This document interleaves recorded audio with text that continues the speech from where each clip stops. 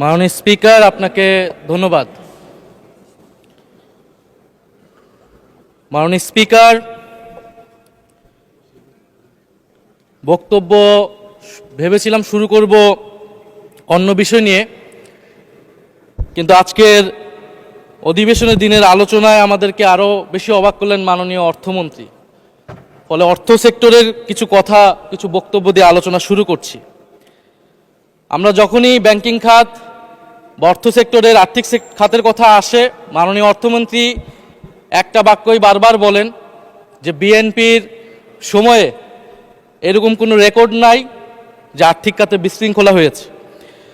উনি কিছুক্ষণ আগে অস্বীকার করলেন যে বাংলাদেশ ব্যাংকের গভর্নর একটা রাজনৈতিক নিয়োগ, তাদের দলের নির্বাচন কমিটির সদস্য, এবং তিনি এটা অস্বীকার করলেন। আমি মাননীয় স্পিকার টিআইবির একটা তথ্য আপনাদেরকে দিচ্ছি। বর্তমান সরকারি দলের যারা নির্বাচনের প্রার্থী হয়েছেন তাদের 59.41% ঋণগ্রস্ত, এবং যার বেশিরভাগ হচ্ছে সরকারি দলে। সংসদ সদস্যদের 11,000 কোটি টাকার বেশি ঋণ রয়েছে, যার অধিকাংশই সরকারি দলের। এদের অধিকাংশই ঋণ খেলাপি ছিলেন, নির্বাচনের আগে কিছু টাকা ঋণ দিয়ে পুনঃতফসিল করে নিয়েছেন। এবং বর্তমান যে বাংলাদেশ ব্যাংকের গভর্নর, তার স্পেশালিটিটা কি? তার স্পেশালিটি হচ্ছে এই ঋণ পুনঃতফসিল করা, এটাতে তিনি এক্সপার্ট। ফলে তাকে বাংলাদেশ ব্যাংকের গভর্নর কেন দেওয়া হয়েছে এটা খুব পরিষ্কার মাননীয় স্পিকার।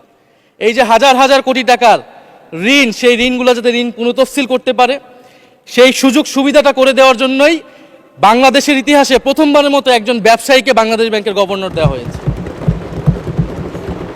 ফলে জাতির সামনে এই জিনিসগুলো পরিষ্কার হয়েছে। এখন সামনের আর্থিক খাতে আরো নিয়োগ তারা কি বিবেচনায় দিবেন, এই জন্য আমরা তাদের উপর আর আস্থা রাখতে পারছি না মাননীয় স্পিকার। মাননীয় স্পিকার,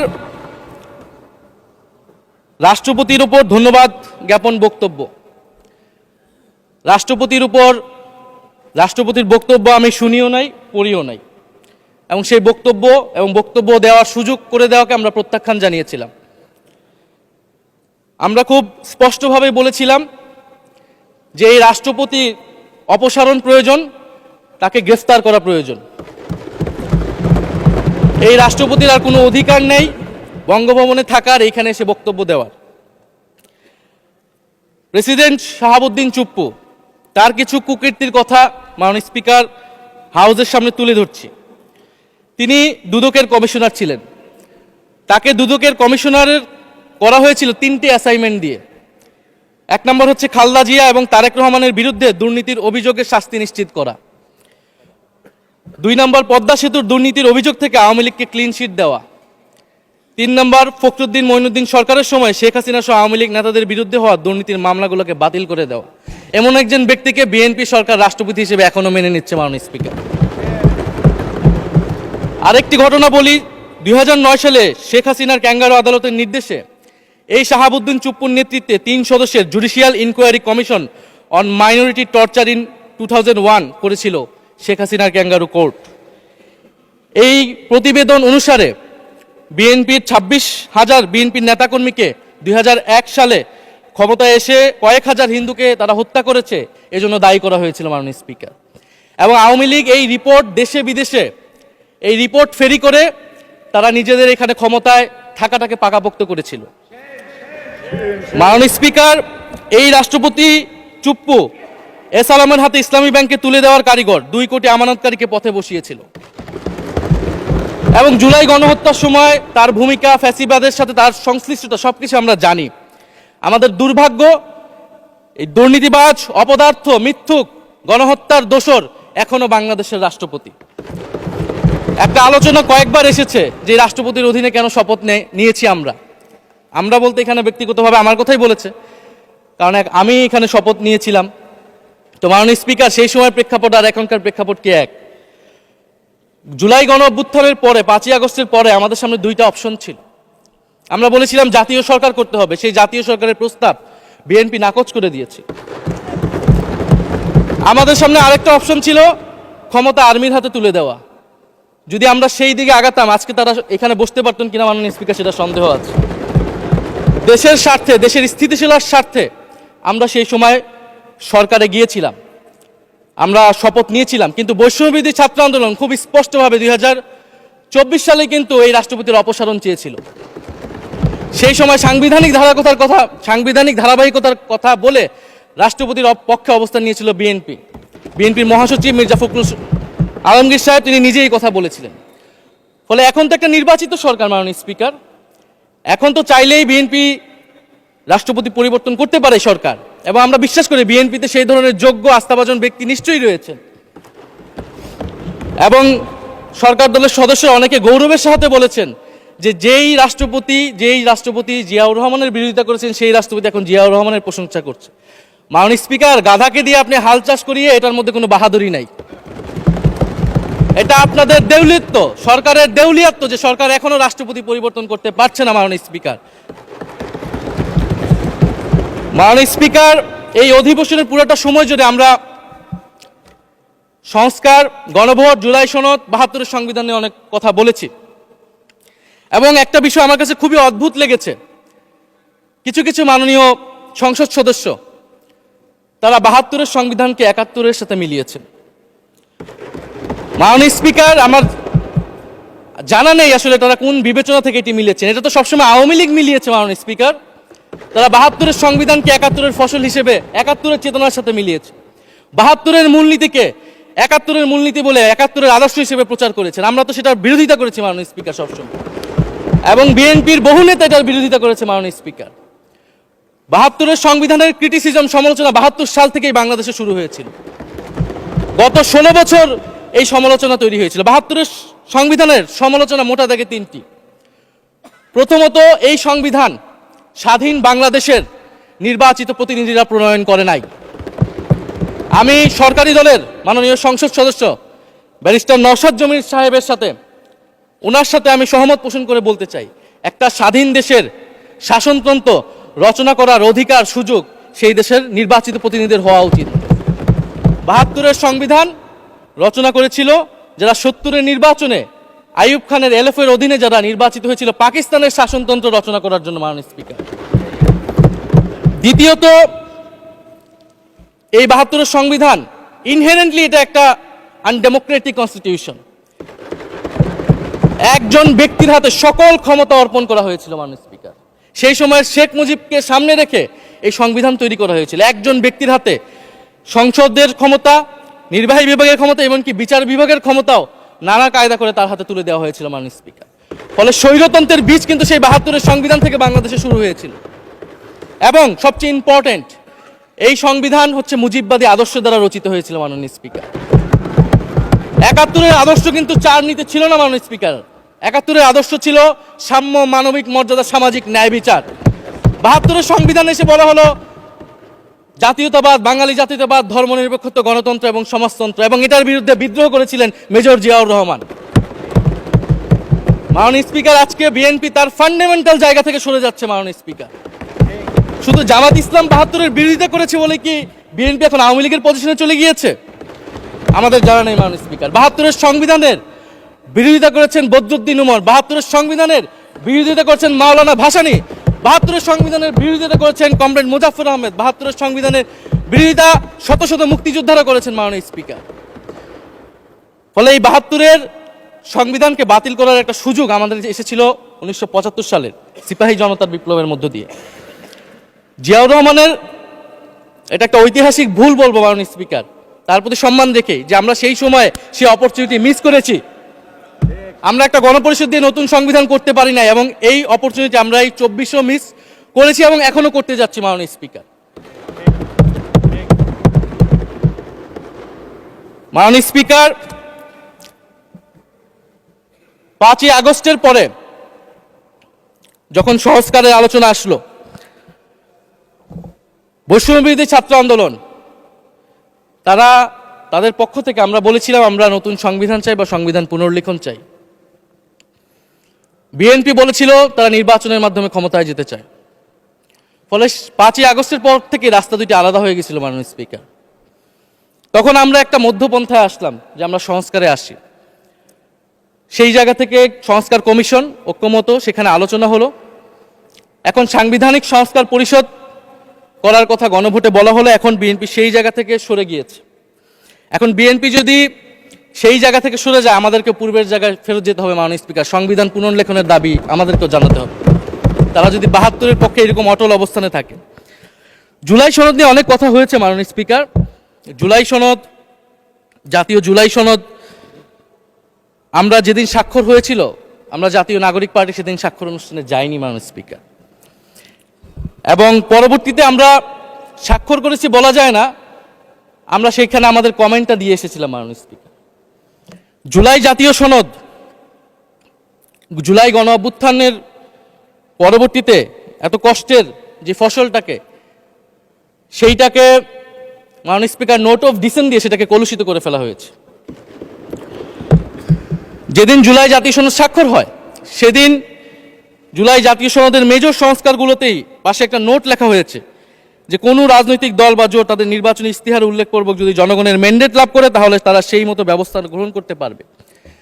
তাহলে যেই দল নির্বাচনে জয়ী হবে, তারা তাদের ইস্তেহার অনুযায়ী সবকিছু করবে মাননীয় স্পিকার। এটার জন্য ঐক্যমতের কোনো প্রয়োজন হয় না।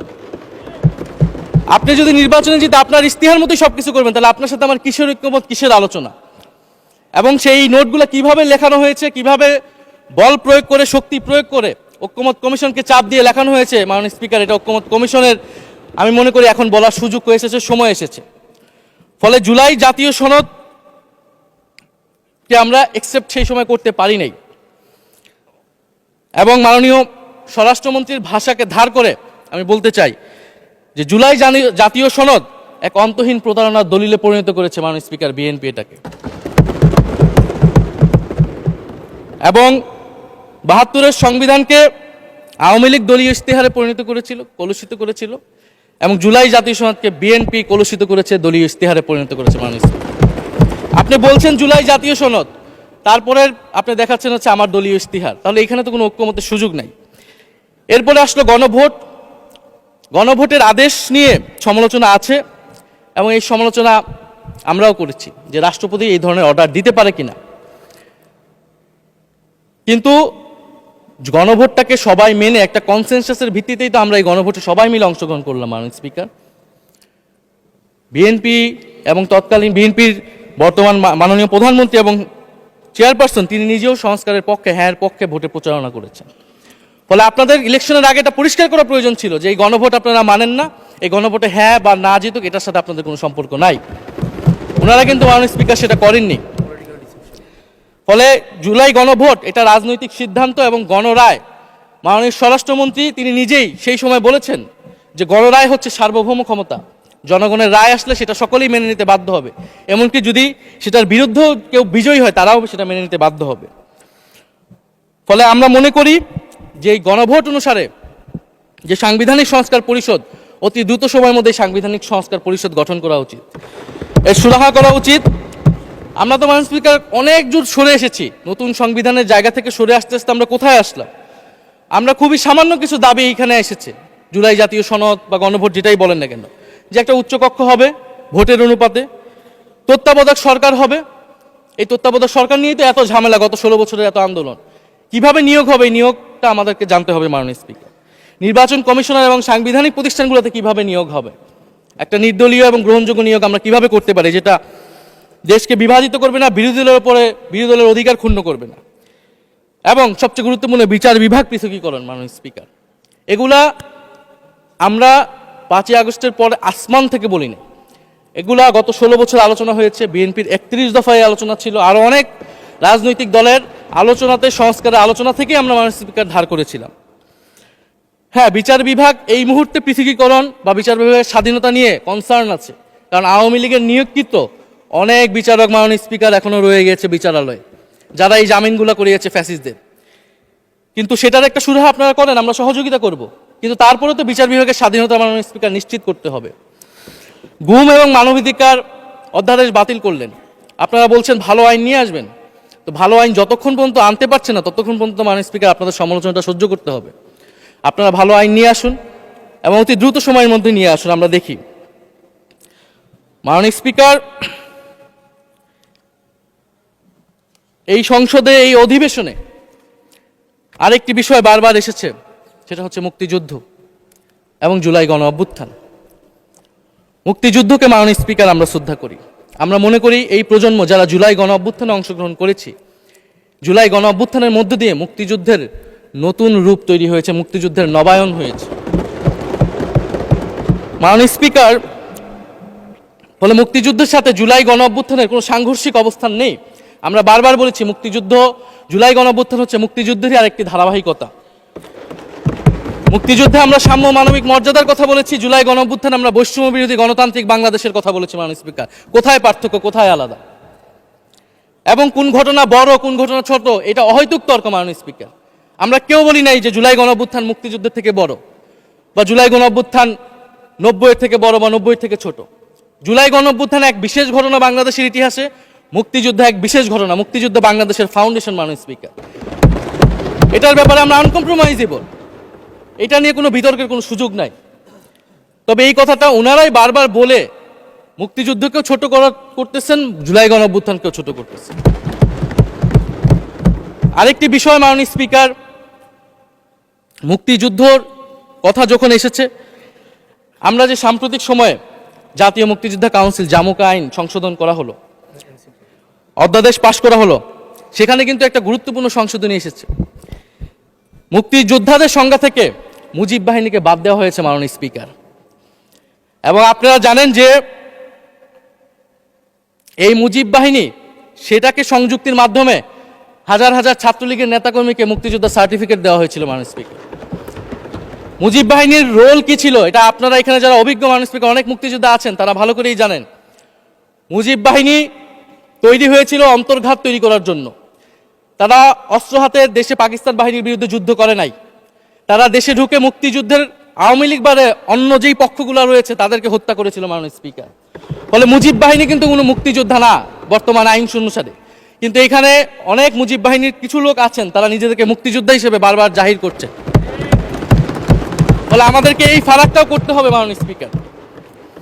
এবং মুক্তিযুদ্ধের পক্ষ বিপক্ষের রাজনীতি গত 50 বছর ধরে হয়েছে, আমরা এই সমাধান এখনো কেন করতে পারিনি মাননীয় স্পিকার? এর দায়ভার কে নেবে? বিএনপি কি নেবে না, যারা 29 বছর জামাতের সাথে রাজনীতি করেছে?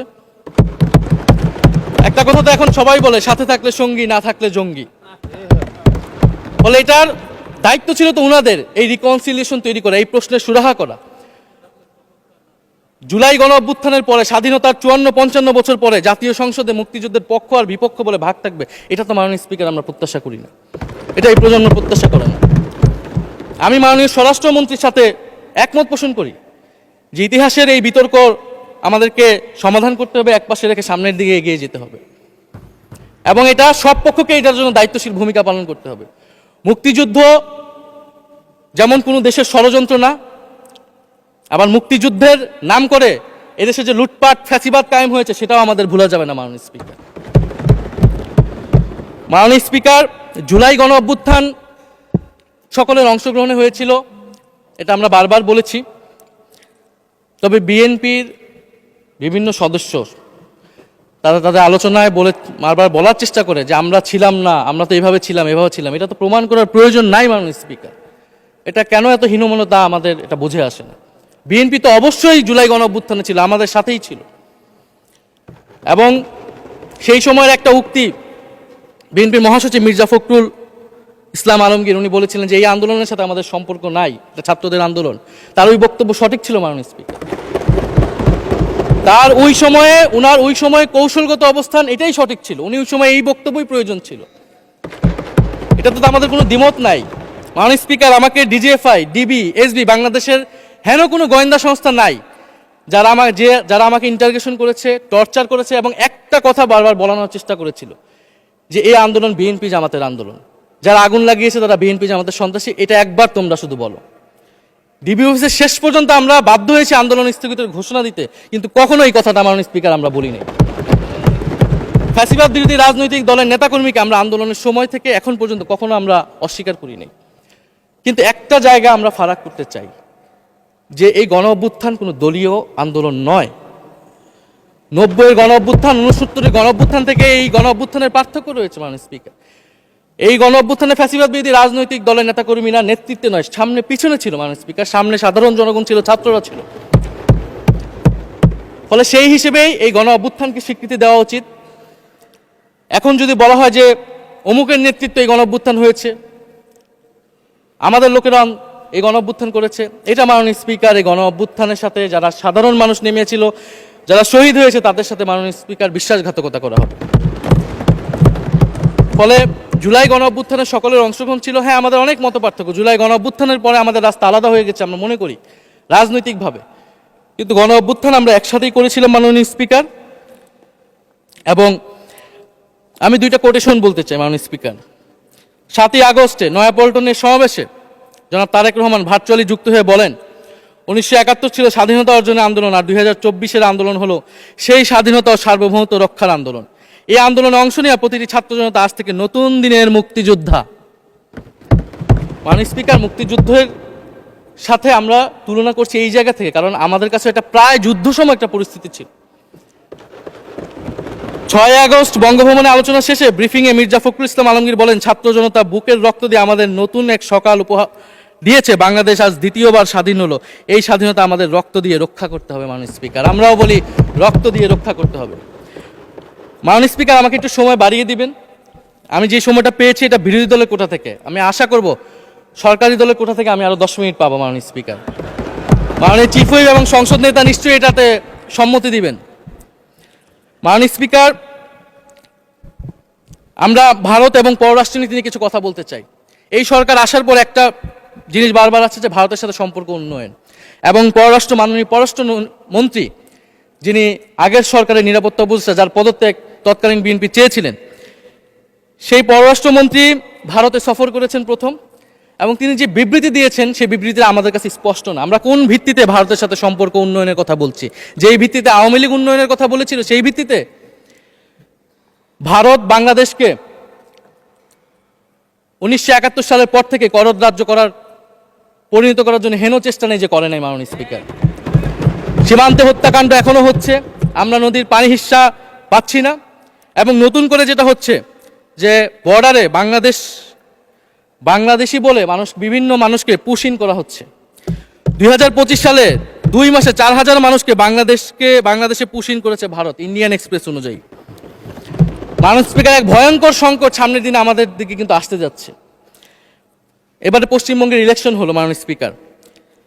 নির্বাচনের কয়েকদিন আগে ভোটার তালিকা থেকে অন্তত 30 লক্ষ জীবিত ভোটারকে বাদ দেওয়া হয়েছে। এদের অধিকাংশ হচ্ছে মুসলিম এবং মতুয়া সম্প্রদায় মাননীয় স্পিকার। এবং NRC-CA তারা করেছে, বাংলাভাষী মুসলমানদেরকে তারা বাংলাদেশি বলে বিতাড়িত করছে এবং বাংলাদেশে পুশ ইন করার চেষ্টা করছে। এবং আমাদের যে ভারতের সাথে আগের সংকট রয়েছে, এবং গত 16 বছর যে ফ্যাসিজম ছিল সেটাকে আঞ্চলিক এবং আন্তর্জাতিকভাবে আওয়ামী লীগকে স্পষ্টভাবে সমর্থন দিয়েছিল ভারত।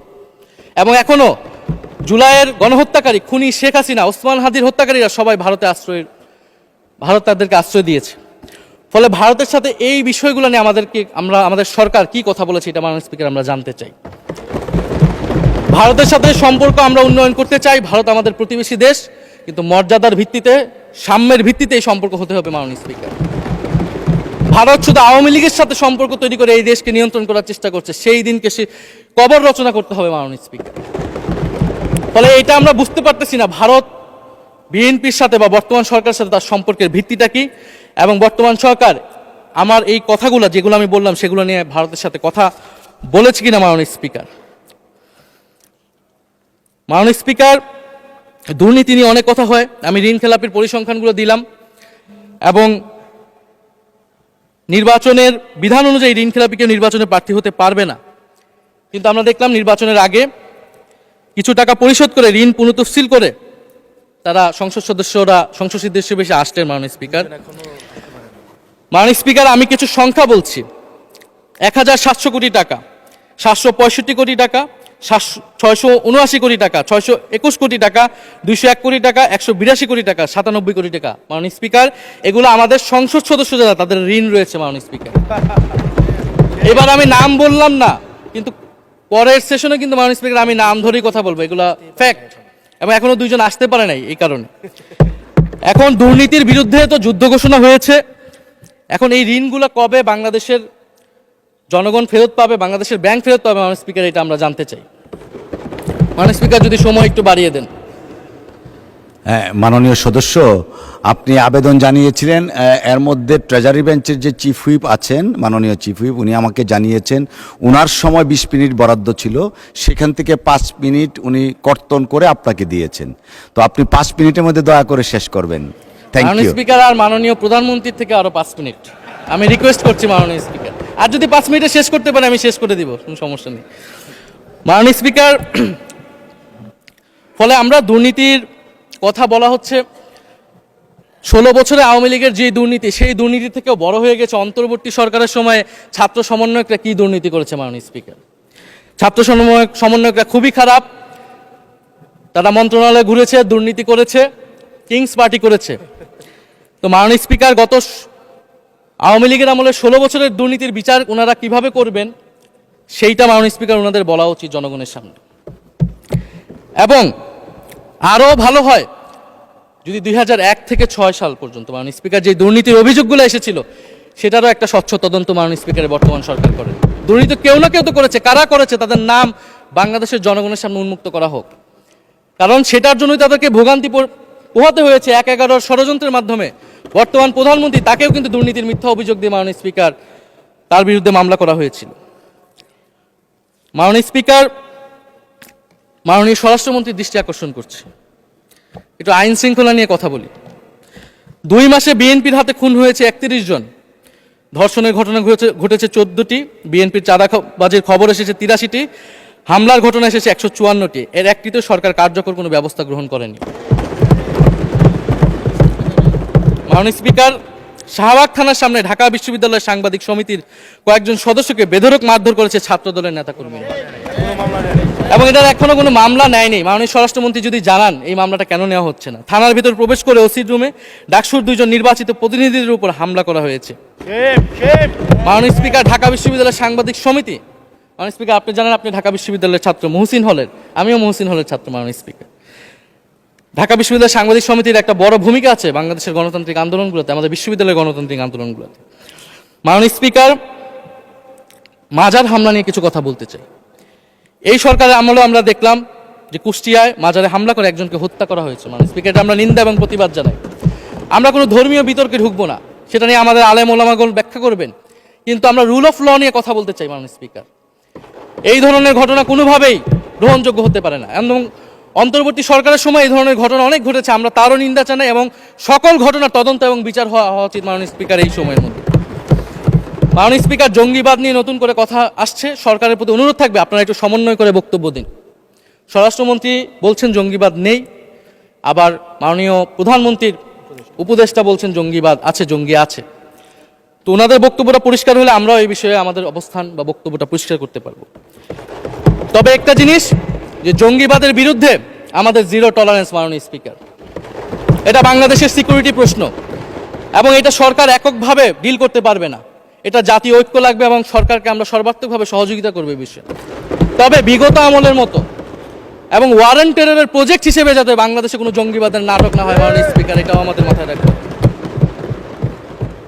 মাননীয় স্পিকার, আমাদের দেশের প্রধান একটা জনগোষ্ঠী হচ্ছে কৃষক, আমরা সবাই কৃষক পরিবারের সন্তান। সরকার কৃষি কার্ড দিচ্ছে, এটা সরকারকে সাধুবাদ জানাই। তবে সরকার গত বছরের যে দামে কৃষক থেকে ধান এবং চাল কিনেছে, এই বছর ঠিক একই দামে কৃষক থেকে ধান কিনছে, এটার ফলে কৃষকদের কিন্তু মাননীয় স্পিকার লোকসান হচ্ছে। ডিজেলের দাম বৃদ্ধি হয়েছে, সেচ খরচ, সার, বীজ, শ্রমিক মজুরি সব মিলিয়ে মাননীয় স্পিকার বোরো মৌসুমে ধানের উৎপাদন খরচ উল্লেখযোগ্যভাবে বেড়েছে। একদিকে কৃষি কার্ড দিবেন, আরেকদিকে ধানের ন্যায্য মূল্য আপনারা কৃষককে দিবেন না, এটা মাননীয় স্পিকার কোনো সমাধান বলে আমরা মনে করি না। মাননীয় স্পিকার, আমরা জুলাই গণহত্যার বিচার নিয়ে মাননীয় আইনমন্ত্রীকে এখন পর্যন্ত কোনো ব্রিফিং মাননীয় সংসদে করতে শুনি নাই, হয়তো আমার মিস হয়ে যেতে পারে। আমরা আশা করব উনি প্রতি অধিবেশনে সংসদে এবং সংসদের বাইরে আমাদের ট্রাইব্যুনালের চিফ প্রসিকিউটর আছেন, মাননীয় আইনমন্ত্রীর থেকেও আমরা জুলাই গণহত্যার বিচার প্রক্রিয়া কতটুকু আগাচ্ছে, কিভাবে আগাচ্ছে, এটা নিয়ে আমরা স্বচ্ছ বক্তব্য ওনাদের কাছ থেকে, সরকারের কাছ থেকে মাননীয় স্পিকার আশা করি। আমরা আশা করি মাননীয় স্পিকার, যে জুলাই যারা শহীদ হয়েছিলেন, শহীদ পরিবারদের যে সকল সুযোগ সুবিধা দেওয়া হয়েছিল অন্তর্বর্তী সরকার থেকে, সেই সব কিছু অব্যাহত থাকবে, এবং বর্তমান সরকার সেটা আরও বৃদ্ধি করবে মাননীয় স্পিকার, শহীদ পরিবার এবং আহত যোদ্ধাদের জন্য। মাননীয় স্পিকার আর 2 মিনিট যদি বৃদ্ধি করতেন আমি শেষ করে দেব 2 মিনিট। জি, 2 মিনিট বৃদ্ধি করা হলো। মাননীয় স্পিকার, আমরা এই জুলাই গণ অভ্যুত্থানে এই প্রজন্ম কর্মসংস্থানের বড় একটা দাবি নিয়ে কিন্তু মাননীয় স্পিকার চাকরির আন্দোলন থেকে আন্দোলনটা শুরু হয়েছিল। ফলে আমরা আশা করব এই সরকারের সময় কর্মসংস্থানের সুরাহা হবে এবং সেটার জন্য আর্থিক খাতে দুর্নীতি বন্ধ করতে হবে, বিনিয়োগ আনতে হবে এবং চাকরিতে স্বজনপ্রীতি, দুর্নীতি এগুলো একদম বন্ধ করতে হবে মাননীয় স্পিকার, সরকারি চাকরিতে বিশেষত। মাননীয় স্পিকার, একটা বিষয় যে সরকার এখন বলে দিচ্ছে যে বিরোধী দল কিভাবে কথা বলবে, কিভাবে বিরোধিতা করবে এবং বিরোধী দলের পতনও হয়ে যাবে, এরকম কথা মাননীয় স্পিকার সংসদে আমাদের শুনতে হচ্ছে। তো বিরোধী দল তো মাননীয় স্পিকার সরকারের প্রেসক্রিপশন অনুযায়ী বিরোধিতা করবে না, সরকারের শিখিয়ে দেওয়ার প্রয়োজন নাই কিভাবে কথা বলবে, কিভাবে বিরোধিতা করবে। বিরোধী দল বিরোধিতা করবে, সমালোচনা করবে, জনগণ এটা ঠিক করবে বিরোধী দলকে কতটুকু সমর্থন দিবে কি দিবে না। এবং বিরোধী দলের রাজনীতি মাননীয় স্পিকার বিএনপি করেছে, আমরা দেখেছি, তখন ছোট ছিলাম। মাননীয় স্পিকার, আমি যখন ইন্টারমিডিয়েটে পড়ি খালেদা জিয়া তখন গ্রেফতার হন এবং তার পরের দিন আমার বাবা রাজনৈতিক মামলায় গ্রেফতার হন। আমার মা আমাকে নিয়ে থানায়, কোর্টে এবং কারাগারে আমি আমার মায়ের সাথে ঘুরেছি মাননীয় স্পিকার। আমি জানি আমার এই অভিজ্ঞতা বাংলাদেশের লাখ লাখ মানুষের, ফ্যাসিবাদ বিরোধী আন্দোলন, রাজনৈতিক কর্মী যারা রয়েছে তাদের সকলের একই অভিজ্ঞতা মাননীয় স্পিকার। মাননীয় স্পিকার, সেই অভিজ্ঞতা থেকেই বিশ্ববিদ্যালয়ে যখন এসেছি প্রথম মনে হয়েছে যে এই প্রজন্ম হিসেবে আমাদের একটা দায়বদ্ধতা আছে। আমার সামনে একজন স্বৈর শাসক থাকবে, বাংলাদেশের একজন ছাত্র হিসেবে আমি এটা মেনে নিতে পারিনি মাননীয় স্পিকার প্রথম বর্ষ থেকে। সেই জায়গা থেকে কাজ করেছি জুলাই গণ অভ্যুত্থানে। মাননীয় স্পিকার, আমি আমার এলাকা নিয়ে শুধু শেষ করব, সবাই যেহেতু এলাকা নিয়ে কথা বলে প্রথম আসলে, আমি মাননীয় প্রধানমন্ত্রীর প্রতিবেশী, ঢাকা 17-এর প্রতিবেশী হচ্ছে ঢাকা 11 মাননীয় স্পিকার। সংসদে সরকার দল এবং বিরোধী দলের যেই পরিমাণ বৈষম্য, ঢাকা 17 এবং ঢাকা 11-এর একই পরিমাণ মাননীয় স্পিকার বৈষম্য।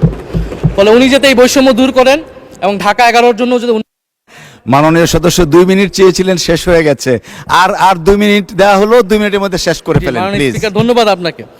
ফলে এই বৈষম্য উনি সংসদেও দূর করবেন, সংসদেও দূর হবে এবং আমার এলাকাও সেই উন্নয়ন কার্যক্রম হবে। ঢাকা 11 এই গণ অভ্যুত্থানের অন্যতম হট স্পট ছিল রামপুরা, বাড্ডা, ভাটারা এলাকা মাননীয় স্পিকার, যেখানে অনেক প্রাইভেট বিশ্ববিদ্যালয়, মাদ্রাসা, তারা সকলে এসে কিন্তু ফ্যাসিস্টদেরকে প্রতিহত করেছিল এবং এই অত্র এলাকার নানান সমস্যা। তো সরকারের জায়গা থেকে আমি আশা করব, আমি হয়তো অনেক সমালোচনা করতে পারি, অনেক ভুল ত্রুটি থাকতে পারে, যেহেতু নতুন এসেছি কথা বলছি। তো সেই জায়গা থেকে যাতে আমার এলাকার প্রতি কোনো বিরূপ মনোভাব না থাকে, কোনো বৈষম্য যাতে না হয় মাননীয় স্পিকার। আপাতত ওনারা ওইখানকার যিনি পরাজিত প্রার্থী তাদেরকে দিয়ে বিভিন্ন উন্নয়ন কার্যক্রম করছে প্রশাসক, এই সিটি কর্পোরেশনের প্রশাসক। তা আমার ক্রেডিটের দরকার নাই, কিন্তু উন্নয়ন হলেই মাননীয় স্পিকার চলবে। মাননীয় স্পিকার, আমি সর্বশেষ বলতে চাই, এই প্রথম অধিবেশনে বিশ্ববিদ্যালয় জীবনে ঢাকা বিশ্ববিদ্যালয়ের অনেক স্বপ্ন নিয়ে গিয়েছিলাম। প্রথম মাসে মাননীয় স্পিকার হতাশ হয়েছিলাম যখন দেখেছি হলের সিস্টেম, যখন দেখেছি বিশ্ববিদ্যালয়ের সিস্টেম এবং এই সংসদে মাননীয় স্পিকার প্রথম অধিবেশনে আমি অনেক হতাশ হয়েছি। সরকারি দলের সদস্যরা যেভাবে স্তুতি করেছে, যেভাবে সংবিধান সংস্কার পরিষদকে বাতিল করে দেওয়া হয়েছে, যেভাবে গণভোটকে অস্বীকার করেছে, মাননীয় স্পিকার আমি আশা করব আমাদের এই হতাশা অতি দ্রুতই শেষ হবে এবং আমরা যেই কমিটমেন্ট জনগণের কাছে করেছি সেই সকল প্রতিশ্রুতি আমরা রক্ষা করে সামনের দিকে এগিয়ে যেতে পারবো। মাননীয় স্পিকার, আপনাকে ধন্যবাদ, এই হাউসের সকলকে ধন্যবাদ মাননীয় স্পিকার।